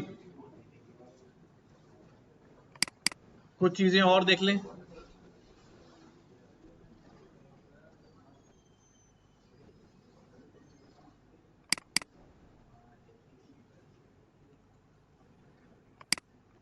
एस्टिमेटर्स और एस्टिमेट, ठीक है, ये वीडियो तो मैं शेयर कर दूंगा। पता नहीं आवाज शेयर है नहीं इसमें। नहीं जा रही इसमें से आवाज। चलो ठीक है, वैसे ही समझा दूंगा मैं। देखो एस्टिमेटर और एस्टिमेट्स क्या चीज होते हैं, वही वाली बात कि हम हाइपोथेसिस में हमारा पैरामीटर जो है वो क्या है, ठीक है, उसको हमने देखना है। तो सिंपल इंफॉर्मेशन, हम किसी एस्टिमेटर से उसको गुजार रहे होते हैं तो हमारे पास एक रिजल्ट निकल के आता है जिसको हम क्या कहते हैं, एस्टिमेट। तखमिया लगाना जिसे कहते हैं ना, मकान बनाना है क्या एस्टिमेट आएगा, ऐसे ही पूछते हैं ना, वलीमा करना है याद कितना खर्चा आएगा, अंदाजा लगाना, तखमिया लगाना कहते हैं, अंदाजा नहीं बेसिकली, तखमिया लगाना। पॉइंट एस्टिमेट्स और कॉन्फिडेंस इंटरवल, ठीक है। सिंगल नंबर जब मैं क्या कर रहा होता हूं, एस्टिमेट करना है, क्या सिंगल नंबर एस्टिमेट करना है, लाइक एवरेज निकालना है, कोई ऐसी सिंगल वैल्यू पॉइंट करनी है, ढूंढनी है हमने, तो वो सिंगल वैल्यू हमारे पास क्या कहलाती है, पॉइंट एस्टिमेट। ये वर्ड याद रखिएगा, अभी शायद बहुत सारी बातें फौरी तौर पे ना समझ में, बट वो वर्ड्स याद रखिएगा कि सिंगल वैल्यू अगर हम ढूंढ रहे हैं तो दैट इज पॉइंट एस्टिमेट। और अगर हमें कोई रेंज ऑफ वैल्यू ढूंढनी है, कोई इंटरवल ढूंढना है, ठीक है, तो वो हमारे पास कॉन्फिडेंस इंटरवल एस्टिमेट्स कहलाता है। अभी उस पर और जिक्र करेंगे हम, ठीक है। तो पॉइंट एस्टिमेट के सराउंडिंग में यहां से लेके यहां तक, जैसे मैं फॉर कहूं भाई ये आतिफ मेरे सामने बैठा है, इसकी उम्र जो है वो 20 साल है, ये तो पॉइंट एस्टिमेट है। बट कॉन्फिडेंस इंटरवल एस्टिमेट क्या होगा कि मैं कहूँ आतिफ की उम्र जो है वो 18 से 24 साल के दरमियान है। कहां से कहां तक है, 18 से 24 के दरमियान है। ये इस तरह की जो इंटरवल रेंज होगी हमारे पास, इंटरवल एस्टिमेशन होगी, उसको हम क्या कहेंगे, confidence interval estimates, point estimates और कॉन्फिडेंस इंटरवल एस्टिमेट्स। अच्छा जी, एस्टिमेटर, हाउ टू एस्टिमेट, कि भाई जो चीज मैंने एस्टिमेट करनी है उसके लिए प्रोसेस क्या होगा, मेथोडोलॉजी क्या होगी, ठीक है, उसको हम क्या कहते हैं, एस्टिमेटर, कि किसके थ्रू एस्टिमेट कर रहे हैं, वो फॉर्मूला क्या होगा। बेसिकली मुझे एवरेज मालूम करना है तो एवरेज का फार्मूला क्या होगा, वेरिएंस मालूम करना है तो वेरिएंस का फार्मूला क्या होगा, वो एस्टिमेटर है। और जो चीज एस्टिमेट करने जा रहे हैं, जैसे यहां इन्होंने सिंबल बनाया मीन का, सैंपल मीन और पॉपुलेशन मीन, तो एक्स ऑफ म्यू, ठीक है, ये निकालना है। और जो वैल्यू निकल के आई है, कॉन्क्रीट रिजल्ट है, वो क्या चीज होगी हमारे पास, एस्टिमेटेड वैल्यू, या वो एस्टिमेट होगा। क्या क्या चीजें होंगी, एक एस्टिमेटर है, एक पैरामीटर है, और एक क्या है, एस्टिमेटेड वैल्यू है। पैरामीटर तो मैं बार बार जिक्र कर चुका हूं कि जो चीज हम फाइंड कर रहे हैं वो पैरामीटर है। तो व्हाट टू एस्टिमेट, क्या एस्टिमेट करना है मुझे, ये क्या है हमारे लिए, पैरामीटर कहलाएगा। क्योंकि अब बार बार कोई आपसे ये नहीं कहेगा कि व्हाट क्या एस्टिमेट करेगा, वो कहता है पैरामीटर बताओ, पैरामीटर बताओ। तो आप खुद ही समझ जाएं कि जो चीज हम फाइंड कर रहे हैं, जिसके ऊपर मैंने डिसीजन लेना है, जिस बात के ऊपर डिसीजन लेना है, जो मैं ढूंढ रहा हूं, वो मेरा पैरामीटर है। दैट कैन बी एवरेज, और सिंपल क्लास लेवल पे तो एवरेज स्टैंडर्ड डेविएशन उस पर बात कर लेते हैं। किसमें, हाँ, जैसे मैंने कहा कि भाई आतिफ की जो एवरेज एज, आतिफ की जो उम्र है, या इस क्लास की जो एवरेज एज है वो 30 साल है, ठीक है, तो मेरा पैरामीटर क्या हो गया, एवरेज। एवरेज फाइंड कैसे करूंगा, एवरेज के फॉर्मूले से फाइंड करूंगा, तो वो मेरा एस्टिमेटर है। और जो रिजल्ट आ जाएगा वो क्या है, एस्टिमेट है। हाँ, पैरामीटर तो वो चीज है ना बेटा जो फाइंड कर रहे हैं, यही तो बात समझा रहा हूँ, जो चीज हम फाइंड कर रहे हैं वो पैरामीटर है। इन दैट केस हम इतने सिंपल केस में हम कह सकता हूं कि वो एस्टिमेटर, वो फार्मूला ही होगा। हाँ, हमेशा फार्मूला नहीं होता, बाज दफा एक पूरा प्रोसेस होता है कि भाई मैंने एक चीज जो है ना वो एस्टिमेट करनी है, बट ये डाटा आएगा, पहले इसमें से ये निकलेगा, फिर इसमें से ये निकलेगा, फिर इसकी जो वैल्यू आएगी वो यहाँ से गुजारूंगा तो फिर ये कैलकुलेट होगा। अब वो 3-4 स्टेप से होके गुजर रहा है, ठीक है। तो वो हमारा जो प्रोसेस है, पूरा जो साइकिल है, वो एस्टिमेटर होता है। लेकिन इन सिंपल वर्ड जब हम क्लास लेवल में गुफ्तगू कर रहे होते हैं तो हम मीन, मीडियन, मॉड की बात कर रहे होते हैं, एवरेज की बात कर रहे होते हैं, स्टैंडर्ड डेविएशन की, वेरिएंस की बात कर रहे होते हैं, कोवेरिएंस की बात कर रहे हैं, कोरिलेशन की बात कर रहे हैं। तो वहां इन दैट केस हमारे पास पीछे मल्टीपल फार्मूला या मल्टीपल पाइपलाइंस नहीं होती, तो लिहाजा एस्टिमेटर हमारा सिर्फ वहां फार्मूला ही होता है, प्रोसेस का नाम। कि जिस उन्होंने आपको देखा नहीं कि वो फिल्टर बनाया उन्होंने, उस से गुजारा और उस प्रोसेस से गुजारने के बाद एक वैल्यू निकल के आई एस्टिमेट, वो एस्टिमेट वैल्यू थी, ठीक है। हाँ नहीं नहीं अभी, हाँ अगर सिर्फ ये आतिफ की उम्र जानना चाह रहे हैं तो फिर तो फिर स्टडी की जरूरत नहीं है ना, वो तो एक सिंगल ह्यूमन बीइंग है और सिंगल उसकी जो है ना वैल्यू है। हाँ उसमें पैरामीटर एज होगा, पैरामीटर जो है वो एज होगा। अच्छा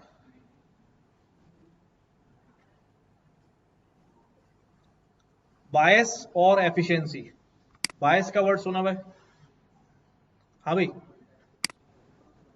बायस का वर्ड सुना है अपनी रूटीन लाइफ में? कभी सुना है बायस का वर्ड? कहाँ? बायोस होता है यार वो। फिर हाँ, और कहीं?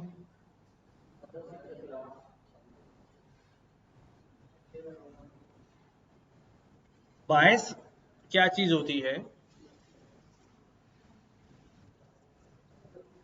हाँ नहीं नहीं नहीं नहीं, बायस हो जाना ये कहते हैं कि हम इसको अगर स्टैटिस्टिक्स की टर्म में बात करें तो हम फेयर ट्रायल ना कर रहे हो। क्या?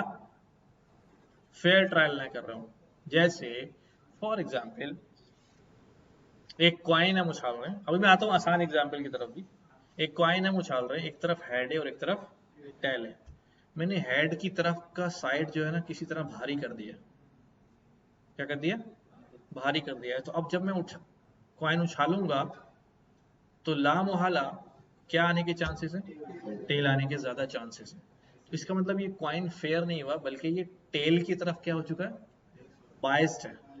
अच्छा, हम आम आम लाइफ में बाइस का वर्ड कैसे इस्तेमाल करते हैं? जैसे लोग पढ़ रहे होते हैं, टीचर, तो एक एग्जाम में मार्क्स आ जाते हैं, हमारे एग्जाम इम्तिहान में मार्क्स नहीं आते हैं, कहते हैं टीचर हैं ऐसे मेरे को इतना नापसंद करती, नंबर मुझे कम देती है ना, ऐसे ही कहते हैं छोटे बच्चे। हम भी यही कहते थे भाई वो।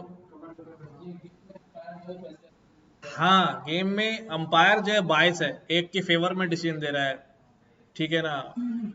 एलबीडब्ल्यू आउट दिए, ना होने वाले आउट दे दिए, या था नहीं दिया, तो उसकी किसी एक तरफ क्या हो गई? झुकाव हो गया। असल वर्ड क्या आ गया? झुकाव हो गया है, बायसनेस हो गई है। मशीन लर्निंग में आप बायसनेस बहुत डिटेल से पढ़ेंगे। ये झुकाव, अगर किसी मशीन की बात करें तो झुकाव क्यों होता है? जैसे अब मैं हूं, आप सब लोग इंटरव्यू देने के लिए आए हुए, एक तरफ लड़के बैठे हैं, एक तरफ लड़कियां बैठी हैं, अज्यूम करें। हाँ कर लो यार, तुम्हारे नसीब में नहीं है इस बिल्डिंग में, बट अज्यूम कर लो कि तुम्हारे बाजू में जो है वो कोई जिन से मुखालिफ जो है वो बैठा हुआ है।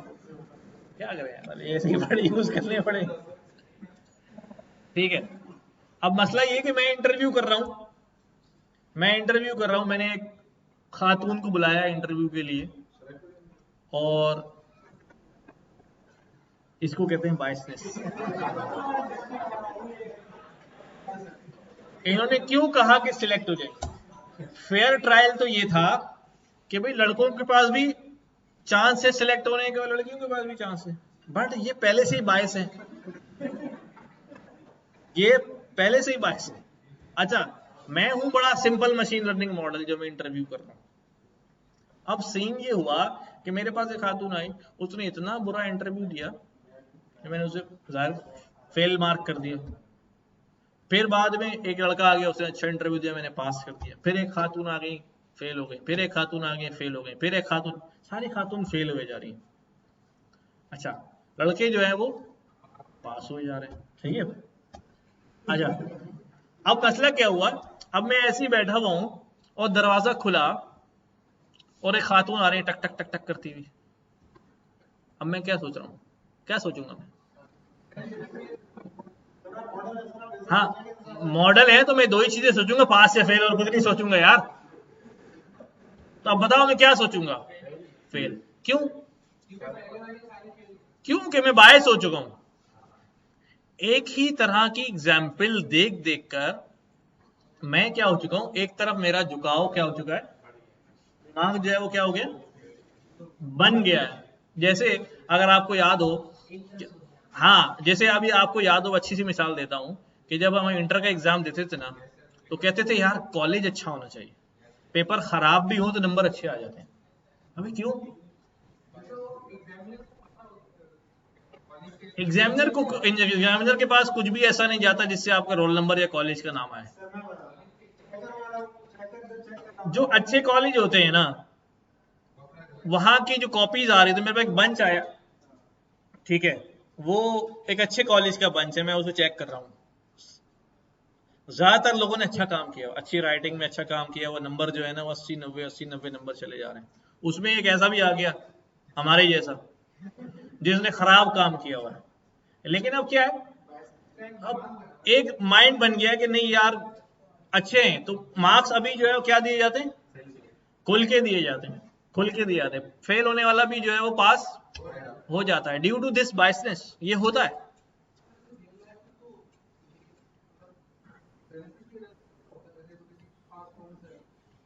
ये बायसनेस है ना, बायसनेस है ना, ये बायसनेस ही है ना, इसी को तो बायसनेस कह रहे हैं। किसी न किसी वजह से आपका झुकाव उस तरफ हो जाए, चाहे वो पॉजिटिव साइड हो चाहे वो नेगेटिव साइड हो, तो हम बायस हो जाते हैं। तो मशीन लर्निंग में या एआई के अंदर डेटा की अनबैलेंसिंग की वजह से बायस हो जाते हैं।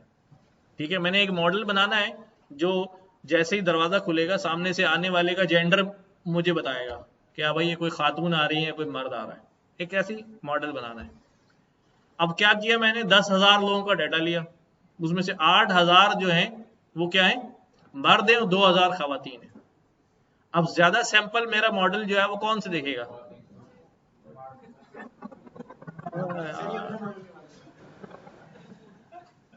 वो क्या कहते हैं, चलो छोड़ो, ट्रक का कोई इलाज नहीं होता ना।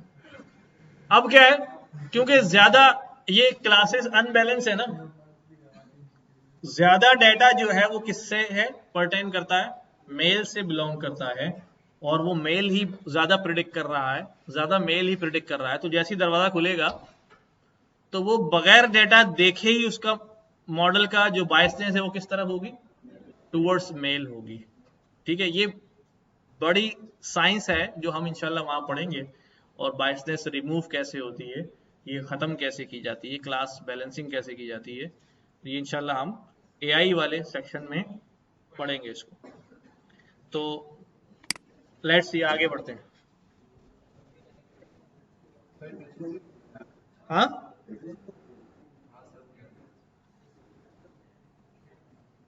अच्छा जी, an unbiased estimator has an expected value equal to the population parameter. Unbiased, पहले समझ लो इस बात को। Unbiased estimator has an expected value equal to the population parameter. Unbiased estimator अगर होगा तो उसकी जो एक्सपेक्टेड वैल्यू होगी वो मैं क्या एक्सपेक्ट कर रहा हूँ कि पॉपुलेशन का जो पैरामीटर है, जैसे पूरी पॉपुलेशन की मेरे पास एवरेज एज आ रही है इतनी, ठीक है, तो अनबाइज्ड अगर होगा तो वो उतनी ही आ रही होगी। ठीक है, लेकिन अगर वो बाइज्ड होगा तो वो एक्सपेक्ट करेगा कि भाई इतनी आ जाए, इतनी आ जाए। ठीक है, मतलब खुद से उसकी कोशिश होगी कि भाई इतनी वैल्यू है, जबकि ऐसा नहीं होना चाहिए, जबकि ऐसा, हाँ, किसी भी तरह से लेवल ऑफ बायसनेस या कैटेगरी का जिक्र नहीं, बस ये कि एस्टिमेटर के ऊपर जो है ना उस पर भी वो बायस हो रहा है कि यार एवरेज, अब मैं अगर एक्सपेक्ट कर रहा हूं कि भाई एक्चुअल में 30 है average age, but for any reason मैं चाह रहा हूं कि नहीं यार ये 20 हो जाए, ठीक है, जबकि मुझे ऐसा नहीं करना चाहिए। मुझे, वो कहते हैं ना भाई, जो डाटा में आ रहा है उस हिसाब से चलना चाहिए। तो has an expected value of, यानी जो पैरामीटर है उसकी एक्सपेक्टेड वैल्यू जो है वो एवरेज की, वो पॉपुलेशन के बराबर होनी चाहिए। अभी ये बात समझ में आ जाएगी आगे, देखो। अब ये बायसनेस क्या है, ये कहते हैं कि यार फॉर एग्जांपल इन्होंने नाम लिया था, मैंने वीडियो देखी, लंदन की के लोगों का जो एवरेज हाइट है वो जो है वो इतनी है, ठीक है। अब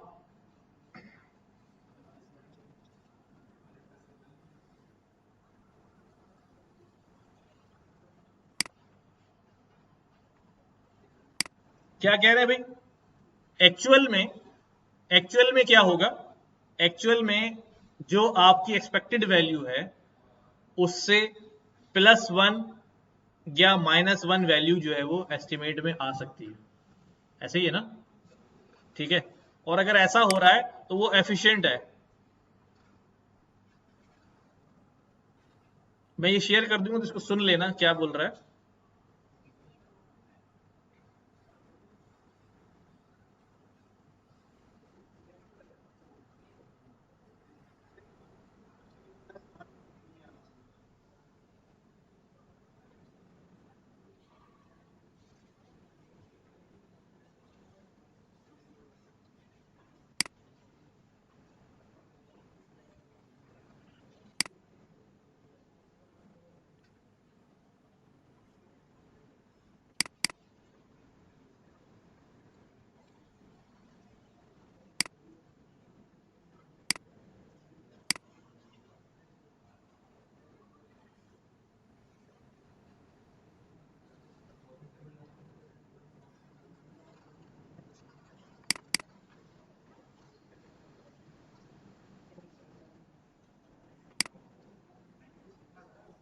अच्छा, अब इसको समझ लो कि कॉन्फिडेंस इंटरवल क्या है। अच्छा, कुछ पैरामीटर अभी हमें समझ में आए हैं, जैसे एस्टिमेटर, बायस। कॉन्फिडेंस इंटरवल को भी समझने की कोशिश करते हैं कि ये क्या चीज होती है। असल में तो जब हम कोई पर्टिकुलर काम कर रहे हैं उसमें सारी चीजें इन्वॉल्व होंगी। A confidence interval is a range with which you expect the population parameter to be, कि पॉपुलेशन का पैरामीटर इसके दरमियान में आएगा। इस तरह हमने बात की कि एज एक्चुअल में इतनी है बट वो इतना आएगा। अब जी स्कोर का इस्तेमाल करते हैं पॉपुलेशन वेरिएंस नॉन, कि जब पॉपुलेशन का वेरिएंस हमें पता होगा तो जाहिर है उससे स्टैंडर्ड डेविएशन निकाल लेंगे, ठीक है। और फिर किसी भी एक पॉइंट का हम जी स्कोर निकाल के उसकी स्टैंडर्ड डेविएशन की हम वैल्यू फाइंड आउट कर सकते हैं। ऐसा ही था क्या, दोबारा रिपीट कर रहा हूं, अगर मुझे कभी ऐसा हुआ कि डाटा दे दिया, कभी ऐसा हुआ कि मेरे पास डाटा नहीं है, जो प्रॉब्लम सॉल्व करते हैं रियल में हमारे पास सिर्फ सैंपल डाटा होता है कि भाई सैंपल डाटा ये है, बट इसका जो पॉपुलेशन वेरिएंस है वो इतना है। पॉपुलेशन डाटा मेरे पास नहीं है, वरना मैं वेरिएंस खुद ही निकाल लेता, पूरी पॉपुलेशन का वेरिएंस में खुद ही निकाल लेता, बट समहाउ पॉपुलेशन का वेरिएंस जो है वो क्या कर दिया गया, हमें दे दिया गया ये है, और सैंपल डाटा जो है वो ये है। तो ये बात कह रहे हैं पॉपुलेशन वेरिएंस नॉन, जब पॉपुलेशन का वेरिएंस हमें गिवन होगा, दिया जाएगा, ठीक है, फिर क्या होगा, तो हम उससे जी स्कोर निकाल सकते हैं। क्यों, कैसे निकाल सकते हैं, वेरिएंस का स्क्वायर रूट लेते तो क्या निकल आता है, स्टैंडर्ड डेविएशन निकल आता है। किसका स्टैंडर्ड डेविएशन निकल आता है, पूरी पॉपुलेशन का, पूरी पॉपुलेशन का। अब अगर मुझे कोई एक डेटा पॉइंट दे दिया जाए और उसका जी स्कोर कैलकुलेट करना हो तो कर सकता हूं ना। क्या फार्मूला था भाई, इसीलिए कह रहा था लिख लेना, x minus mu over standard deviation, तो स्टैंडर्ड डेविएशन तो चाहिए ना, तो x वो पॉइंट हो गया। दोबारा रिपीट करता हूं, आतिफ की एज का मैंने क्या निकालना है, इसकी एज का स्टैंडर्ड डेविएशन क्या है, तो क्या होगा, आतिफ की age minus average age divided by total का स्टैंडर्ड डेविएशन। यही था ना, x minus mu divide by standard deviation, यही था। तो हम उससे क्या निकाल लेंगे, किसी एक पॉइंट का स्टैंडर्ड डेविएशन जो है वो निकाल लेंगे। अब क्या कर रहे हैं,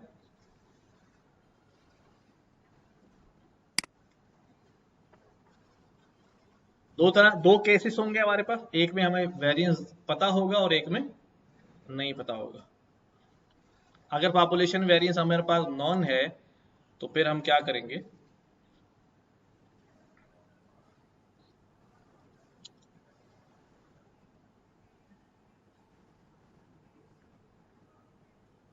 CLT क्या है अभी, CLT स्टैंड फॉर कौन सा थ्योरम है ये, देखो याद अभी आ जाएगा नाम।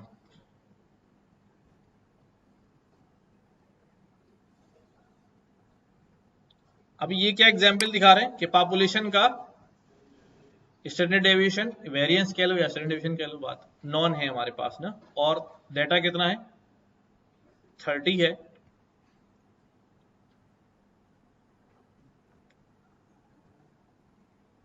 क्या निकाले भाई, ये एक फॉर्मूला है हमारे पास, किसका, कॉन्फिडेंस इंटरवल का, किसका फॉर्मूला है, कॉन्फिडेंस इंटरवल का। अब इसमें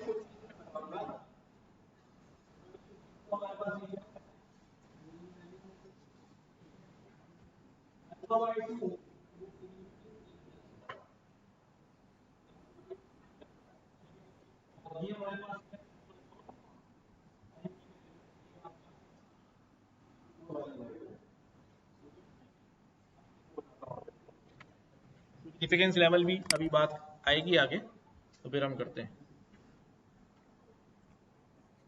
तो ये दो पॉइंट हमारे पास आ जाएंगे, रेंज के दोनों पॉइंट आ जाएंगे, प्लस में और माइनस में। ये हमारे पास सैंपल मीन वैल्यू दी हुई है, और क्योंकि सैंपल हमारे पास है, दोबारा समझ लो क्या क्या चीजें हमारे पास है, हमारे पास एक सैंपल दिया गया है, और हमारे पास पॉपुलेशन का क्या दिया हुआ है, वेरिएंस या स्टैंडर्ड डेविएशन दिया है। चाहे वेरिएंस दे दें चाहे स्टैंडर्ड डेविएशन दे दें, वेरिएंस देंगे स्क्वायर रूट निकालेंगे स्टैंडर्ड डेविएशन हो जाएगा। तो सैंपल का मीन तो हम खुद ही निकाल लेंगे क्योंकि सैंपल हमारे पास है, तो वो कितना आ रहा है 100,200, और पॉपुलेशन स्टैंडर्ड डेविएशन कितना है 15,000, और स्टैंडर्ड एरर ये जो चीज है ना sigma upon N, this is known at standard error, sigma upon N, ये क्या चीज कहलाती है स्टैंडर्ड एरर। ये हमारे पास 2739 वैल्यू आ रही है। अच्छा, आखिरी चीज इसके अंदर रह गई कौन सी, जी अल्फा बाई 2, ये जी स्कोर है। आगे चलते हैं,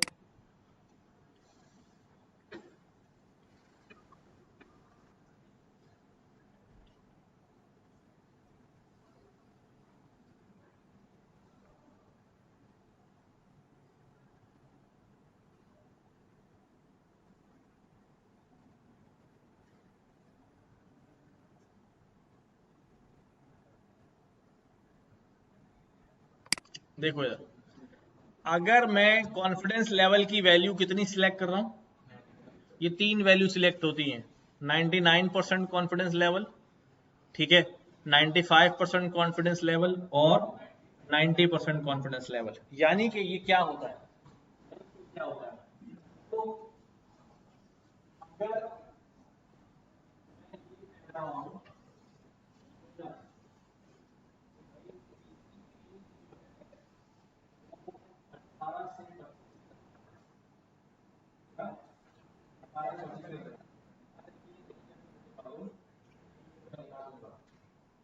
बट जितना जितना मैं अपना कॉन्फिडेंस लेवल की बढ़ाता जाऊंगा, बढ़ाता जाऊंगा,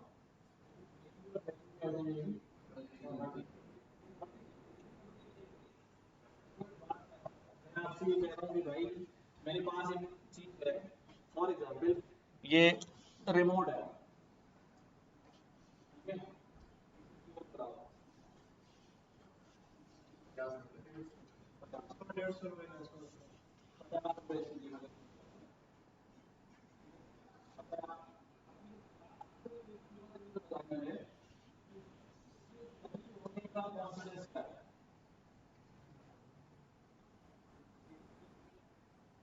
पॉइंट एस्टिमेटर वैल्यू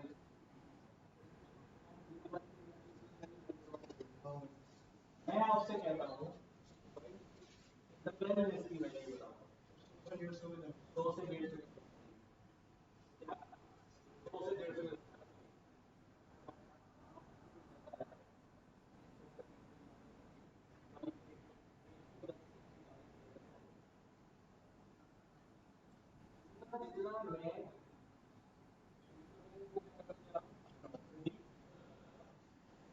मेरा कॉन्फिडेंस कम होता जा रहा है, चांसेस ऑफ गलत होने के ज्यादा होगा, कुछ भी बोल सकते हैं, नहीं तो आएगी तो नहीं तो सवाल, लेकिन हाँ लेकिन लेवल को छोटा करते जा रहा हूँ तो मेरे चांसेस ज्यादा है कि मैंने साल हो सकती है। जैसे जैसे मैं इसको साइज को बड़ा करूंगा तो चांसेस ज्यादा है, कॉन्फिडेंस मेरा ज्यादा है, फॉल कॉन्फिडेंस लेवल अब मैंने 95% रखा है, 5% रखा है,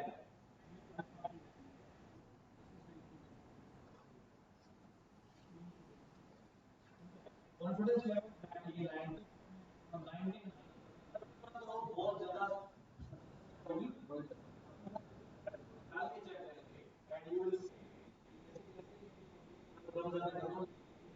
क्या होगी वैल्यूज आ रहे हैं, अगर वो 5 10 आ रही है तो कितनी होगी आ गया तो 14 4 बचेगी, आना जो है वो ज्यादा पॉसिबल हो सकता है। बात समझ आई क्या कहते हैं?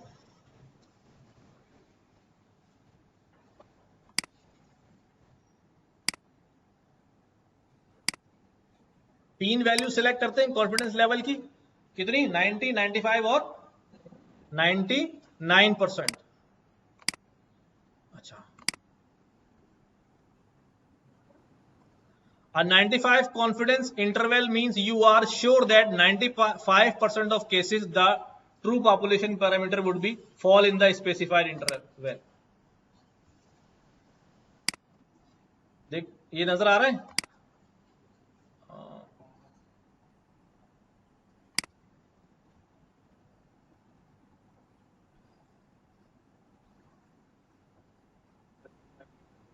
हाँ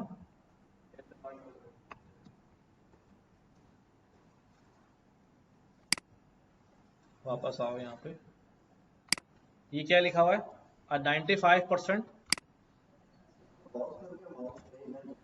नहीं जा रहा ना उससे,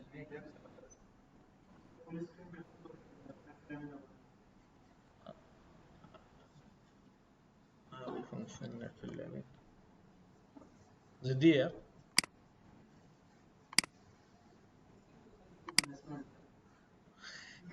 चलो मैं वैसे ही पढ़ रहा हूँ, 95% confidence interval means you are sure that 95% of cases the true population parameter would fall into the specified interval. इसका मतलब क्या है कि भाई आप 95% श्योर हैं कि जो पॉपुलेशन की ट्रू वैल्यू है वो इस इंटरवल के अंदर आएगी ही आएगी। कितने परसेंट श्योर हैं?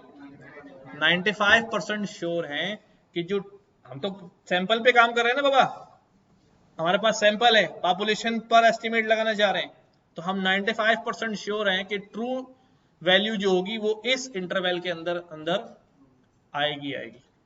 अच्छा, ये इंटरवल साइज जो है इससे क्या होता रहेगा, कम ज्यादा बढ़ता रहेगा।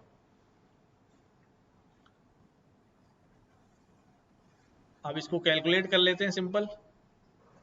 ये हमारे पास जी टेबल है, क्या है ये जी टेबल, कॉन्फिडेंस इंटरवल 95% पर जी की वैल्यू जो है मालूम करनी है। 95% का मतलब है 0.05।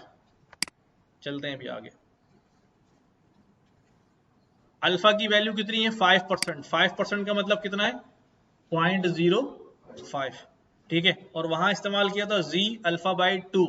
क्या इस्तेमाल किया हुआ है? जी अल्फा बाई 2। तो अल्फा बाई 2 कितना हो जाएगा? 0.05 का 0.025। 0.025। तो जी की वैल्यू में ढूंढेंगे किसमें? 0.025 में। इस टेबल के अंदर, जी टेबल आप मिल जाता है आराम से। ठीक है, टोटल प्रोबेबिलिटी कितनी होती है? 1 होती है। 1 माइनस, अभी ये 1 वाली बात समझा दूंगा। 0.025 0.975। आ जाओ टेबल के अंदर ढूंढने के लिए। क्या भाई? 0.05 हमारा अल्फा की वैल्यू है। अल्फा की लाइन में हमने क्या ढूंढा? 0.975। और 0.975 के आगे जी की वैल्यू कितनी आ रही है? 1.9। क्या? दोबारा देखो, अल्फा की वैल्यू कितनी है? 0.0 की लाइन में हमने क्या ढूंढा? 0.975।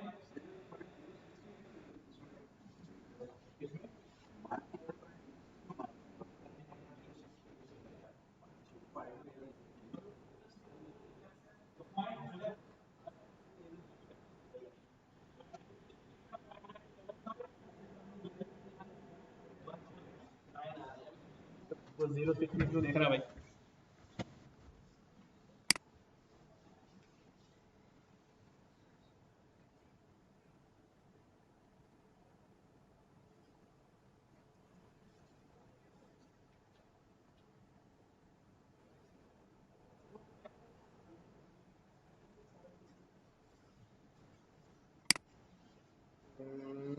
पॉइंट 1.9 प्लस उसके अंदर ऊपर वाली एट की 1.96। 1.96 वहां ले जाएंगे।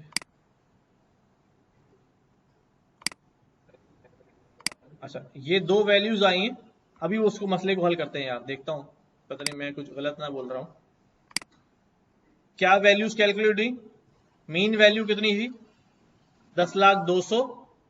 1.96 अभी वहां से जी अल्फा बाई 2 कैलकुलेट करके आए। Standard error 15,000 divide by number of samples का स्क्वायर, ये एक वैल्यू, और ये प्लस के साथ ये आ गई 94 की रेंज से लेके 105 तक। 94,833 से लेके 1,05,568 तक का इंटरवल है। किस चीज का? डेटा साइंटिस्ट सैलरी कितनी होगी? एक डेटा साइंटिस्ट की सैलरी यूएस में ऑन एवरेज जो है वो कितनी होती है, इस चीज का एस्टिमेट लगाया है। और इंटरवल एस्टिमेट किया है, पॉइंट एस्टिमेट नहीं किया, क्योंकि पॉइंट एस्टिमेट में तो हम जा रहे एक सिंगल वैल्यू हमें तो ऑन एवरेज जो है, अगर आप 95% कॉन्फिडेंस लेवल की बात करते हैं तो इतनी आएगी। अच्छा, मैं आगे चलता हूँ। 99% पे वैल्यू की रेंज आप देखेंगे क्या होती है। ये याद है 94 से 1,05,000 है ना। आगे बढ़ाता हूं मैं इसको।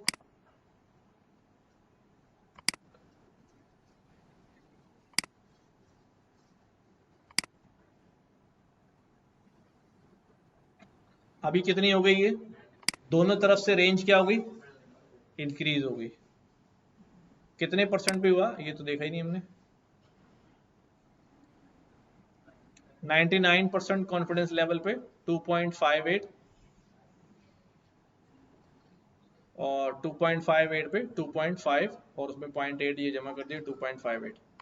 ठीक है, 2.58 वहां पर हमने सब्स्टिट्यूट किया। ठीक है, 93 से 10 से दोनों तरफ रेंज क्या हो गई है? इंक्रीज हो गई। अच्छा, ये क्या कह रहे हैं फाइनली? कि narrower but 95% confidence, broader but higher confidence. जितनी ज्यादा ब्रॉडर होगी उतना ज्यादा हमारा कॉन्फिडेंस क्या होगा? बढ़ता जाएगा कि हमारी जो एस्टिमेटेड वैल्यू है वो इस रेंज के अंदर आएगी। This is the conclusion. सारी गुफ्तगू का कंक्लूजन ये है कि भाई जैसे जैसे हमारा कॉन्फिडेंस लेवल क्या होगा? बढ़ता जाएगा वैसे वैसे हमारी वैल्यूज की रेंज भी क्या होती जाएगी, इंटरवल भी बड़ा होता जाएगा। क्यों? कॉमन सेंस की बात है यार, जब भी मैंने समझाई बात कि ज्यादा वैल्यूज होंगी तो चांसेस क्या होंगे वहां पर ज्यादा के होंगे। अब इस पूरे को हमने इम्प्लीमेंट करना है पाइथन कोड के अंदर, वो इंशाल्लाह नेक्स्ट क्लास में हम ये पूरा इम्प्लीमेंट करेंगे। इसमें हम लाइब्रेरी इस्तेमाल करेंगे स्टैट्स मॉडल की, सब कुछ बिल्ट इन है, सिर्फ फंक्शन कॉल करने हैं, डाटा भेजना है, ठीक है। अब जो रिजल्ट आएंगे, CI की वैल्यू आ रही है, सिग्निफिकेंस की वैल्यू आ रही है, P वैल्यू आ रही है, Z स्कोर आ रहा है, तो वो अब आप उसको समझ सकेंगे ये जो रिजल्ट में रिटर्न वैल्यू आ रही है फंक्शन से ये क्या है और इससे मैं क्या अज्यूम कर रहा हूँ। आप अपना एक सेंटेंस जो है वो इंटरप्रिटेशन का लिख सकेंगे, ठीक है।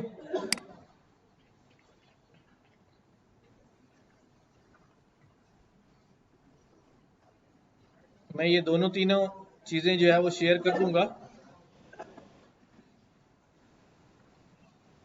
Z टेबल, T टेबल, चलो ठीक है।